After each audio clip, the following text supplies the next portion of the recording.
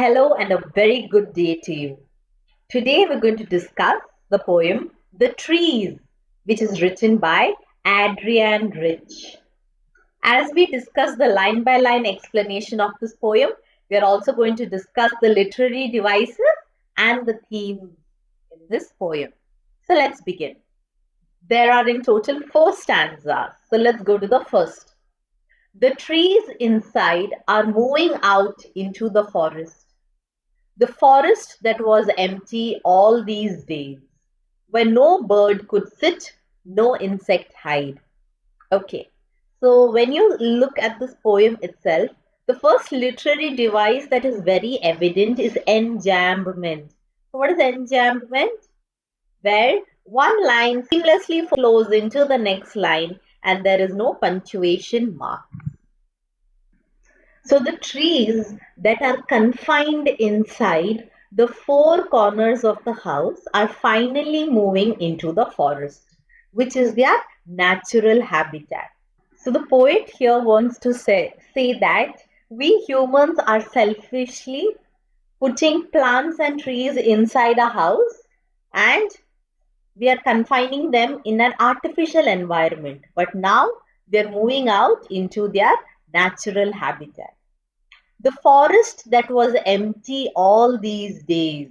So, here it could mean that we are cutting down trees for our own selfish motives, and that is why the forest is empty.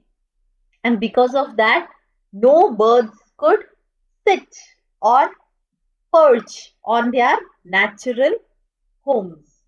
No insect can hide. Hide means conceal themselves, maybe from predators. No sun bury its feet in shadows. That means the sun's rays cannot cast shadow on trees because there are no trees left in the forest. The forest that was empty all these nights will be full of trees by morning. So, the poet says that the empty forest will be revived by morning because the trees inside are moving out. So here the author wants to say that with the presence of few plants and trees inside our home, it does not equate to nature. We have destroyed the real nature and we should follow the law of nature, which is trees that truly belong to the forest and not inside our homes. So here the trees symbolize freedom. Also, here the poet has used extended metaphor. Now, extended metaphor means a metaphor that is not used only in one line but in many following lines. So, here the poet is not only talking about the freedom of trees but metaphorically the poet is also talking about women. So, women and nature both are inextricably linked to each other because both have a desire to be free and go out in the open, but unfortunately, they are cramped up in their house. So, both nature as well as women are oppressed and they are put in an artificial environment inside the house. They are not let free to go out. So, both seek liberation, they both want to be free and they desire growth and freedom. So I hope this stanza is clear. Okay, so let's see what all literary devices are there in this stanza. We already mentioned enjambment, which is one. Then we mentioned symbolism, where the trees symbolize freedom. We also discussed about extended metaphor, where it also metaphorically talks about how women are confined inside the houses. The first line, the trees inside are moving out. So here you're using your imagination to actually imagine the trees walking and moving out. So here the poet has used imagery. Then if you see here, no insect hide, no sun bury. So repetition of the same starting words. So that is anaphora. And then The sun bury its feet in shadow. So if you see here, sun is a non-living thing, but here it is given human-like features. So this is personification.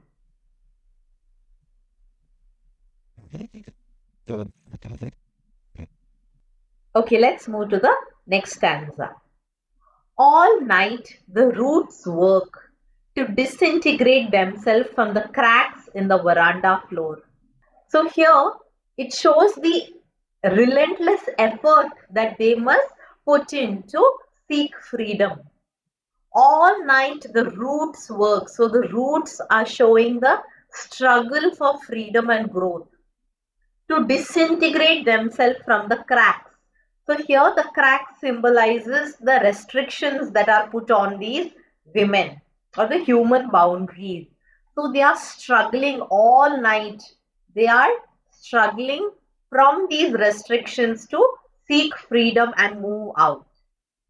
The leaves strain towards the glass, small twigs stiff with exertion. So the leaves are putting an effort to move towards the glass where they can see the outer world.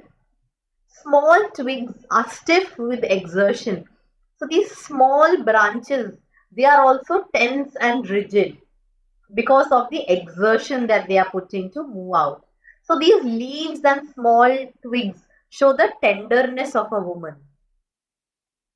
The long cramped boughs shuffling under the roof. So boughs means this main branch of the tree.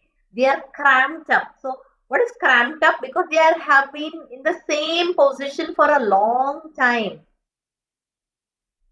They have been shuffling under the roof. So shuffling is like dragging one's legs while moving. So they feel cramped up inside the house because they are not given the freedom to grow to up to their potential. Like newly discharged patients, half dazed, moving to the clinic doors. So the tree is compared to newly discharged patients. They are half dazed. Now, half dazed means they're not fully recovered. It shows that they're very fragile. Now, what is fragility? Fragility means we have to be very careful with them. They could break easily. And they're moving to the clinic doors. So here it shows that the trees are yearning or longing to go back to their home, which is their forest, their natural environment. Yet they are not fully recovered, but slowly they are dragging one's leg and moving towards the door and seeking freedom. So here it also shows metaphorically that women are putting every effort and they are desperate to move out and they are effortlessly working towards breaking free from the patriarchal society. Patriarchal society means a male dominated society. So here is the spelling of patriarchal society. So let's see what all literary devices are used in this stanza. So first is definitely enjambment.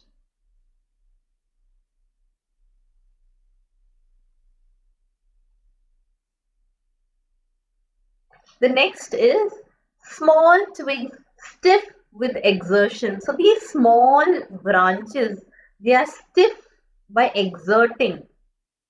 So this is personification because it is given a human-like trait. Then simile is used. These main branches of the trees are compared to newly discharged patients and the word like is used. So this is simile. Moving to the next stanza. I sit inside, doors open to the veranda, writing long letters in which I scarcely mention the departure of the forest from the house. So here the poet says that she is sitting inside and the doors are open to the veranda. She is writing long letters in which she hardly mentions the departure of the forest from the house. So even though if she is witnessing the escape of these trees that were imprisoned And finally, when they are moving to their freedom, even if it is a very significant event, she is not mentioning it in the long letters that she is writing.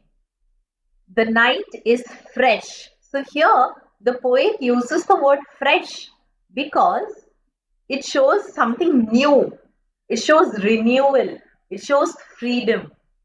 The whole moon shines. So it is showing brightness and there is a lot of light in the sky still open. So the sky is open. Here the poet wants to show that now the trees are moving into a vast area which is open. There is no confinement. It is very vast and free. The smell of leaves and lichens still reach like a voice into the room. So here the poet says that the smell of leaves and lichens, so they are part of nature.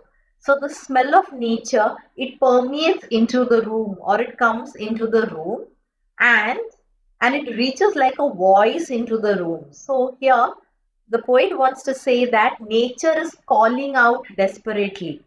The smell of it is like a voice and it is calling out desperately with the desire for freedom from this confinement of the house.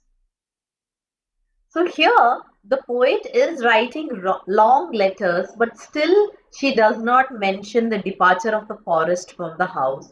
Just like how humans, even if it is a very important event of giving freedom, people hardly talk about it or they don't mention in their lives or they don't give importance.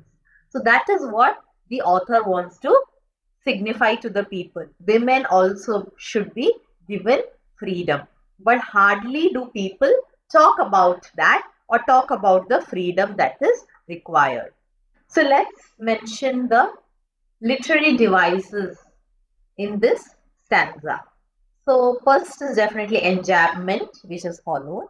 Then imagery is used. If you can see here, you can imagine this entire vision of the night is fresh, the whole moon shines in the sky still open, the smell of leaves and lichens coming into the room, the door is open in the veranda. If it is awakening your senses, then the figure of speech is imagery. The next, if you see here, long letters, sky still, leaves lichens. So the repetition of a consonant, so that is alliteration. And in the last line, the smell like a voice in the room. So the smell is compared to the voices. So this is simile. My head is full of whispers which tomorrow will be silent. So the poet says that there is a lot of internal thoughts that is going inside her head or inside her mind. That is why she's saying my head is full of whispers which tomorrow will be silent because by tomorrow success will be attained in the moment, which is the freedom will be achieved. So then these internal thoughts will not be moving around in my head. Listen, the glass is breaking. This line means that freedom, they're getting their freedom. They're finally breaking free from this imprisonment. The trees are stumbling forward into the night and the wind rushed to meet them. So the trees are stumbling forward. Stumbling means sometimes we lose balance or we trip, right? So that is stumbling. So the trees are stumbling forward into the night. After all these years, finally they're going back, and the wind is rushing to greet them or to embrace them or to accept them. They have finally broken the barrier or the final barrier, which is glass, is shattered, and they are moving out. So if you see the previous stanza, the moon was full because there were no trees, nothing. The forest was empty. But now the moon is broken like a mirror. Its pieces flash now in the crown of the tallest oak. So the tallest tree, they have moved out into the forest. They are finally in their natural environment. And the moon's light, they fall on these trees and look like pieces of broken mirror. That is why it is said pieces of flash. Light shines now on the crown. Crown is the tallest part, the top part of the tallest oak. So it shows that nature's beauty has returned. So this stanza, it shows the new beginning or transformation. So here if you see the moon is broken like a mirror. So like a mirror is which figure of speech? Yes, it is a simile. So this was a beautiful poem which showed captivity or being confined. Then it showed the struggle, the resilience to break free, and finally it showed liberty or freedom. So let's look at the theme of the poem. The first one is the interconnectedness between women and nature. So both women and nature, they are inextricably linked. Why? Because both have a desire for freedom and want to break free from confinement and be back in their natural habitat. Both should be free and should be treated with respect. Yes, that is very important. The poem shows the struggle for empowerment from societal norms that constrain women to be in the four corners of the house, stifling their self expression. So they are not able to express themselves. So they are in control. They are controlled. But finally, they find their liberation or freedom from social constraint. And the last is the importance of beings to be in their natural habitat rather than in an artificial environment. So, we human beings are selfishly using nature and cutting down all the trees. And for a substitution of that, we are just planting some trees or plants inside the house. But that is not the law of nature. The real place of trees and plants is in the forest or outside, and that is how we should preserve the environment. I hope you got a clarity on this poem. If you haven't subscribed, please do it right now so that you don't miss any important videos. God bless.